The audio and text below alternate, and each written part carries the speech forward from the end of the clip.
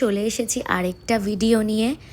আসলে এই ভিডিওর ক্লিপগুলো আমি নিয়েছিলাম প্রায় 1 সপ্তাহ আগে।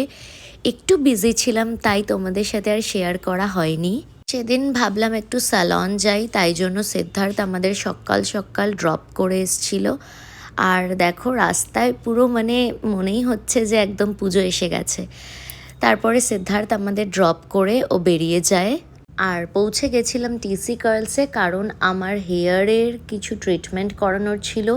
কারণ হেয়ারটা একদম আনম্যানেজেবল হয়ে গেছিলো, ড্যামেজ হয়ে গেছিলো।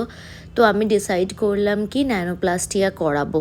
প্লাস্টিয়া করানোর পর এই যে এফেক্টটা, শাইনটা এত সুন্দর লাগছিল আর হেয়ারটা এত ম্যানেজেবল হয়ে গেছিলো যে কি বলবো।